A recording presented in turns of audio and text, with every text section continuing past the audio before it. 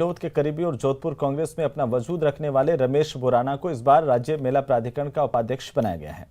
पूर्व में राजस्थान संगीत नाटक अकादमी के अध्यक्ष पद पर रहे बोराना को इस बार नया कार्यभार दिया गया है, लेकिन उम्मीद यही की जा रही है कि इस बार भी रमेश बोराना अपने अनुभव से सांस्कृतिक विरासत को और ज्यादा मजबूती देंगे। रंगकर्मी के तौर पर अपनी अलग पहचान बना चुके बोराना का साहित्य, कला, संस्कृति से खासा जुड़ाव रहा है और यही जुड़ाव यहां भी देखने को मिलेगा। रमेश बोराना से खास बातचीत की है हमारे संवाददाता रंजन दवे ने।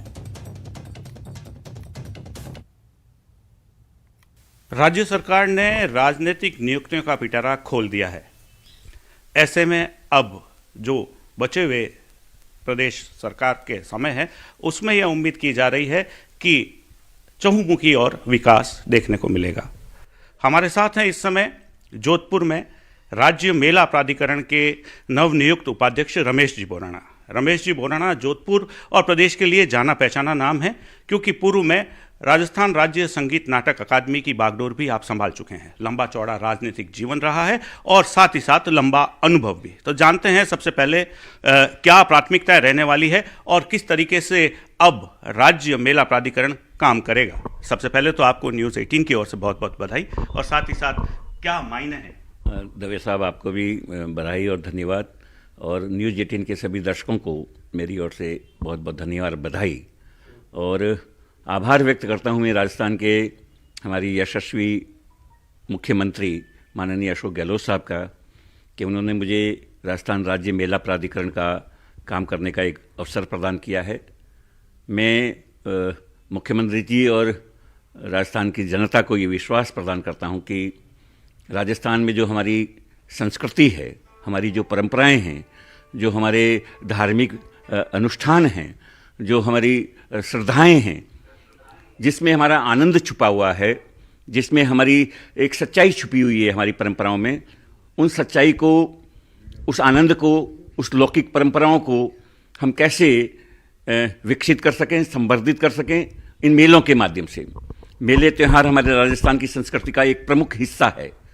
तो सरकार की ये भावना रहती है कि इन मेलों के माध्यम से जहाँ एक और हमारी संस्कृति और संस्कार बचें, हमारी धार्मिक आस्थाएं और भावनाएं जो है वो जीवित रहे, और लोगों को उचित सुविधाएं मिले मेलों में। तो निश्चित तौर पर उम्मीद भी यह की जानी चाहिए कि रमेश बोराना जैसे शख्सियत के सानिध्य में और उनके मार्गदर्शन में राज्य मेला प्राधिकरण उन्नति के नित नए सोपान अर्जित करेगा। जोधपुर से कैमरा पर्सन शेर सिंह के साथ रंजन दवे, न्यूज़ 18 राजस्थान। तो वहीं राजस्थान में राजनीतिक नियुक्तियों में महेश शर्मा को भी नई जिम्मेदारी दी गई है। विप्र कल्याण बोर्ड का मसला काफी लंबे समय से था और आखिरकार सरकार की ओर से विप्र कल्याण बोर्ड की घोषणा की गई और इसके अध्यक्ष बनाया गया महेश शर्मा को। न्यूज़ 18 से बातचीत करते हुए महेश शर्मा ने कहा कि रोजगार उपलब्ध करवाना उनकी प्राथमिकता होगी, साथ ही कमजोर लोगों को आगे लाने का उनका प्रयास रहेगा। कांग्रेस में कोई गुट नहीं है, यह भी उन्होंने कहा। साथ ही महेश शर्मा ने कहा कि अब चुनाव में कम समय बचा है। ब्राह्मण समाज की लंबे समय से मांग थी कि विप्र कल्याण बोर्ड बनाया जाए। राजनीतिक नियुक्तियों के साथ ही अब विप्र कल्याण बोर्ड के अध्यक्ष का भी जो है नियुक्ति कर दी गई है। महेश शर्मा हमारे साथ हैं, उनसे बात कर लेते हैं। उनको अध्यक्ष बनाया गया बोर्ड के साथ ही, वैसे आपकी नियुक्ति हुई है। अब सबसे बड़ी चुनौती तो ये है कि पहले बोर्ड बन जाए, उसके बाद आप किस तरह से आगे लेके जाएंगे चीज। देखिए, नियुक्ति हुई है तो बोर्ड का भी गठन हो चुका है, प्रोसेस है जो चल रहा है। और बाकी ब्राह्मण समाज की काफी वर्षों से मांग थी कि हम ब्राह्मणों के उत्थान के लिए कुछ और तेजी लाई जाए सरकार की तरफ से राजकीय योजनाओं में।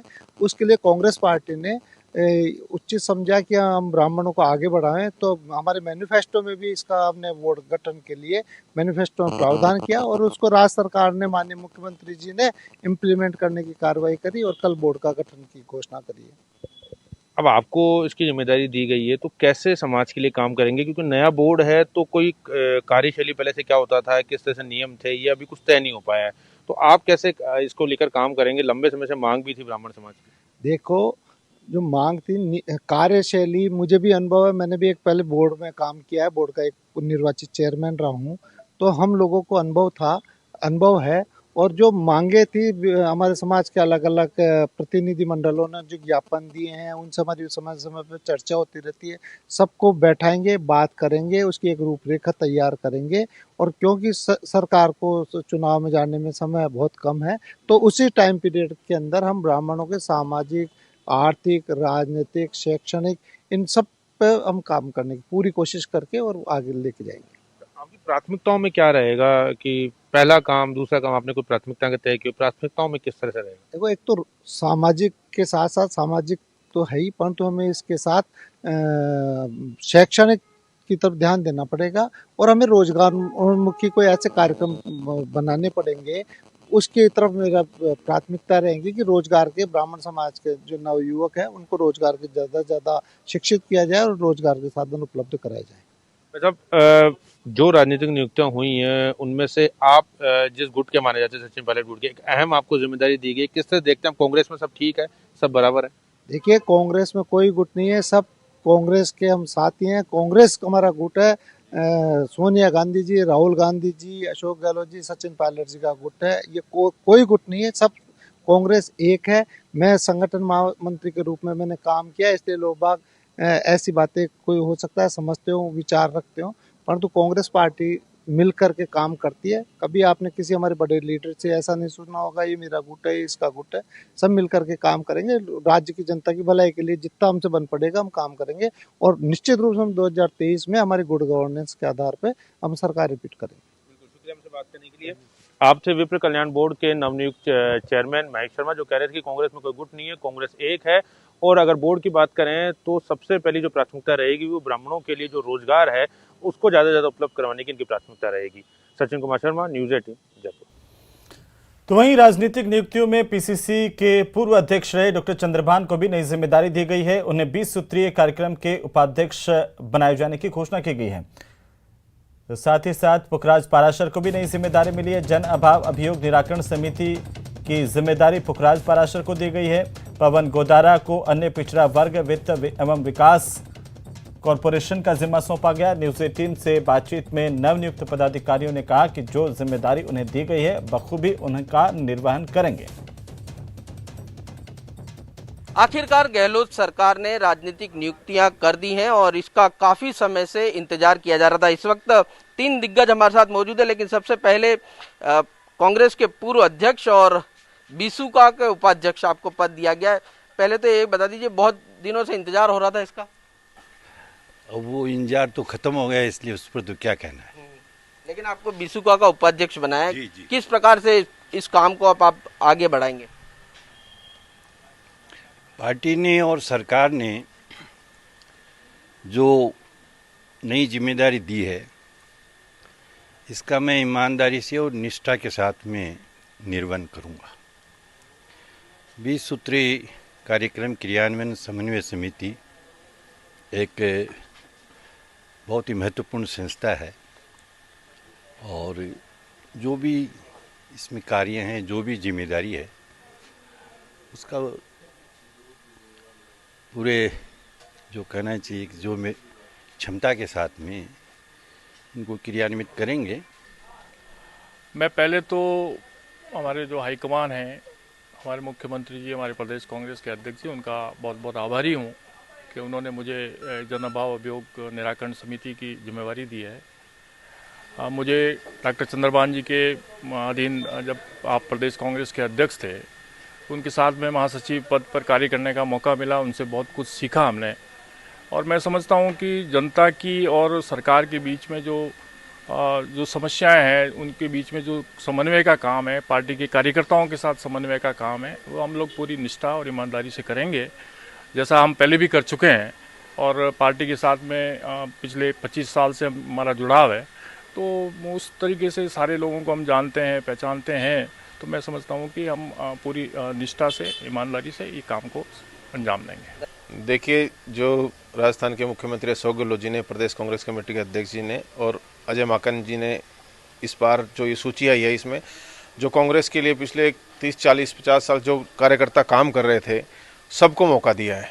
युवाओं को भी मौका दिया है, वरिष्ठ जनों को भी मौका दिया है। डॉक्टर चंद्रभान जी हों, जो प्रदेश कांग्रेस के अध्यक्ष रहे, मैं उनके साथ यूथ कांग्रेस का अध्यक्ष था। ऐसे लोगों को मौका देकर निश्चित तौर पर कांग्रेस कार्यकर्ताओं में एक नई ऊर्जा आएगी। आने वाले 2 साल में हम सब लोग मिलकर जिस आशा और विश्वास के साथ हम पर आला कमान ने, मुख्यमंत्री जी ने, अजय माकन जी ने जो विश्वास जताया है उस पर पूरा खरा उतरेंगे। अन्य पिछड़ा वर्ग वित्त और विकास निगम के माध्यम से जो भी इसके उद्देश्यों की पूर्ति है, क्योंकि अन्य पिछड़ा वर्ग मजबूती से कांग्रेस के साथ हमेशा खड़ा रहा है राजस्थान के विकास में, और राजस्थान में भी अन्य पिछड़ा वर्ग जाति का बहुत अपना एक महत्वपूर्ण स्थान है। तो इस पिछड़ा वर्ग में ओबीसी में जितनी भी जातियां आती हैं उनके लिए ट्रेनिंग प्रोग्राम्स और जो भी इस के माध्यम से हो सकता है हम पूरी तरह से इसके लिए प्रयास करेंगे। आने वाले 2 साल में काम करेंगे जिससे कि 2023 में कांग्रेस पार्टी पुनः सरकार बनाए और राजस्थान की जनता के साथ न्याय हो सके। सौरभ गृहस्थी, न्यूज 18 राजस्थान, जयपुर। तो वहीं पंजाब के वाघा बॉर्डर की तर्ज पर अब राजस्थान के तनोट बॉर्डर पर भी टूरिस्ट बीटिंग रिट्रीट सेरेमनी का दीदार कर सकेंगे। इतना ही नहीं, अगले महीने से यहां पर वॉच टावर से टूरिस्ट सीमा पार पाकिस्तान की चौकियों को भी देख सकेंगे। खास रिपोर्ट देखिए। जैसलमेर में बॉर्डर टूरिज्म को बढ़ावा, तनोट बॉर्डर पर वाघा बॉर्डर वाला नजारा। जैसलमेर में होगी बीटिंग रिट्रीट सेरेमनी, बॉर्डर पर वॉच टावर और war museum. Attari Wagah border की तर्ज पर अब जैसलमेर में भी रिट्रीट सेरेमनी होगी।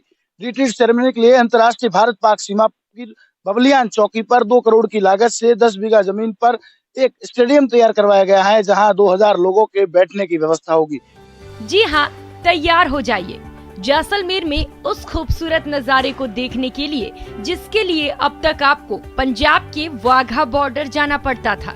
अब जल्द ही आप जैसलमेर के तनोट बॉर्डर पर वाघा बॉर्डर की तर्ज पर बीटिंग रिट्रीट सेरेमनी और परेड का दीदार कर सकेंगे। जैसलमेर डिस्ट्रिक्ट की तरफ से एक बॉर्डर टूरिज्म का एक प्रोजेक्ट बबलियान वाला जो हमारी बॉर्डर आउटपोस्ट है उसके नजदीक शुरू हो रहा है। उसके साथ ही एक स्टेडियम जो बन रहा है जिसमें बीएसएफ की तरफ से आगे आने वाले दिनों में हम एक रिट्रीट सेरेमनी जो शाम के टाइम पर शुरू की जाएगी। हालांकि अभी तक इस परेड के लिए पाकिस्तान ने हामी नहीं भरी है, लेकिन बीएसएफ ने यहां पर हर रोज एक भव्य परेड की तैयारी जरूर कर ली है। यहां पर आने वाले सैलानियों को मार्च में होने वाली परेड देखने को मिलेगी। यहाँ सीमा पर एक स्टेडियम बनाया जा रहा है। स्टेडियम में एक साथ 2000 दर्शक बैठ सकेंगे। दोनों तरफ सैलानियों के लिए कुर्सियां लगाई गई हैं। स्वर्ण नगरी के सोनार किले की तर्ज पर दीवार होगी। स्टेडियम में डीजे लगेंगे, देशभक्ति के गीत बजेंगे। 10 बीघा वाले प्रोजेक्ट पर 2.5 करोड़ खर्च होंगे। सीमा पर जब बॉर्डर टूरिज्म की ऐसी शानदार तैयारी हो रही है तो सैलानियों का सैलाब उमड़ना तो तय है। ये बॉर्डर विजिट का ये रिट्रीट सेरेमनी का कार्यक्रम वहाँ पे आयोजित करेंगे, तो उस समय रिट्रीट सेरेमनी देखने के बाद जो है वो जब टूरिस्ट वापस जाएगा तो नेचुरली एक रात उसको और जैसलमेर रुकने का मौका मिलेगा।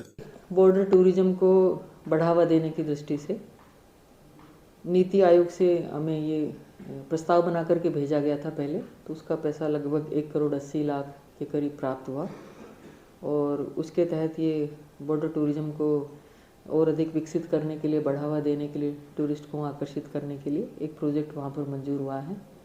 जैसलमेर जिला एस्पिरेशनल डिस्ट्रिक्ट भी है, इसलिए नीति आयोग से पैसा हमारे को प्राप्त हुआ है। जैसलमेर में सीमा पर आने वाले सैलानी बीटिंग रिट्रीट सेरेमनी के साथ साथ सीमा पार का नजारा भी देख सकेंगे।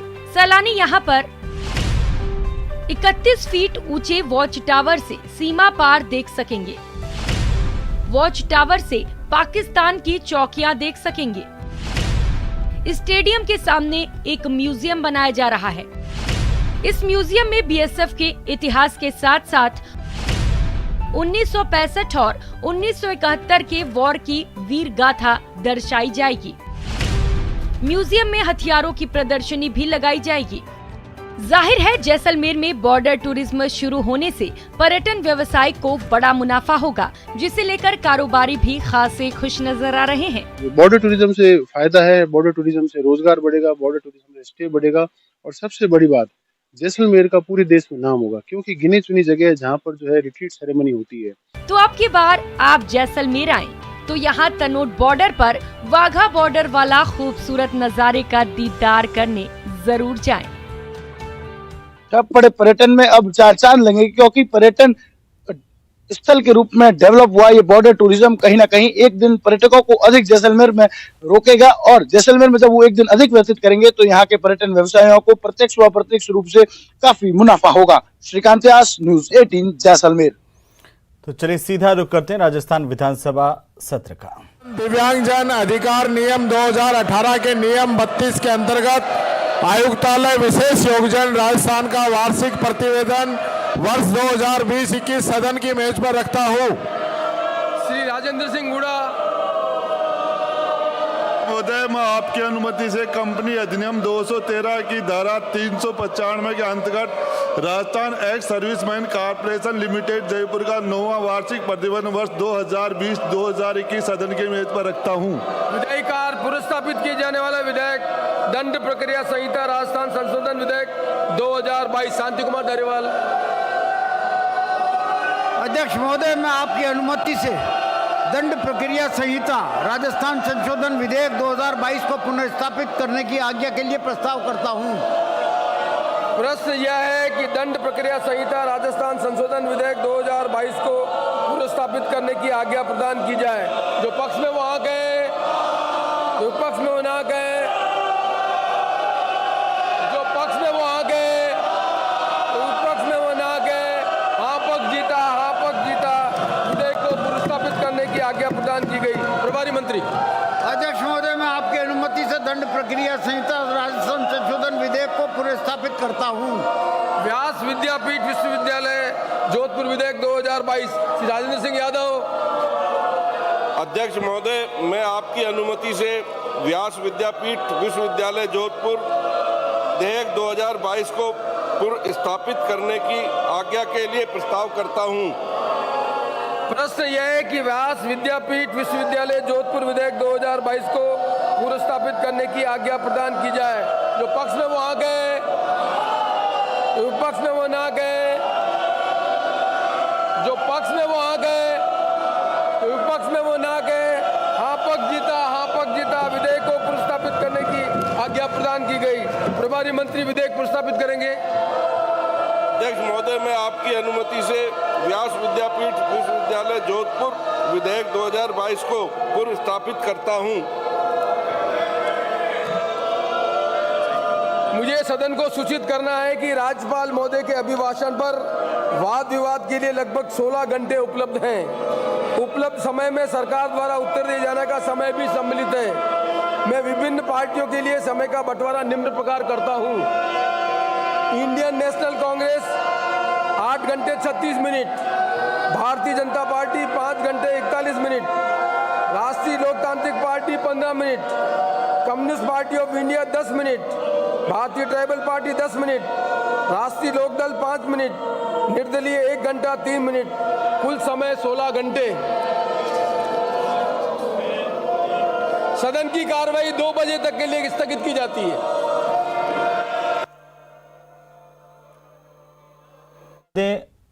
बड़ी जानकारी इस वक्त मिल रही है। राजस्थान विधानसभा में सदन की कार्यवाही को 2 बजे तक के लिए विधानसभा अध्यक्ष सीपी जोशी ने स्थगित कर दिया है। भारी हंगामे के बीच सदन की कार्यवाही 2 बजे तक के लिए स्थगित की गई है। ये बड़ी जानकारी। और आज जब से सदन की शुरुआत हुई, सुबह से ही विपक्षी विधायकों ने जबरदस्त नारेबाजी सदन में की है। लगातार रीट मामले को लेकर के सीबीआई जांच की मांग, और इस पर विधानसभा अध्यक्ष सीपी जोशी काफी नाराज दिखाई दिए। उन्होंने कहा कि ये गलत परंपरा है कि प्रश्नकाल को बाधित करना। उन्होंने इसे लेकर के विपक्षी सदस्यों से बात भी की, लेकिन विपक्षी सदस्य नहीं माने, लगातार नारेबाजी करते रहे। और इसी बीच प्रश्नकाल में जो बीजेपी विधायकों की तरफ से प्रश्न थे वो नहीं पूछे गए। सत्ता पक्ष के विधायकों की ओर से प्रश्न पूछे गए, जिनका जवाब मंत्री ने दिया। आखिरकार हंगामा बढ़ता देखकर विधानसभा अध्यक्ष सीपी जोशी ने विधानसभा की कार्यवाही को दोपहर 2 बजे तक के लिए स्थगित कर दिया है। पहले 12 बजे तक के लिए स्थगित की गई थी। उसके बाद जब सदन वापस शुरू हुआ तो वापस से विपक्षी सदस्यों का हंगामा और जबरदस्त नारेबाजी देखने को मिली। और आखिरकार 2 बजे तक के लिए सदन की कार्यवाही स्थगित की गई है। दोपहर 2 बजे तक विधानसभा में सदन की कार्यवाही को विधानसभा अध्यक्ष सीपी जोशी ने स्थगित कर दिया है। बड़ी जानकारी है, बड़ी अपडेट इस वक्त की। हालांकि पहले से यह साफ कर दिया गया था विपक्षी सदस्यों की ओर से कि अब वे रीच मामले को लेकर के और अन्य तमाम मसलों को उठाएंगे।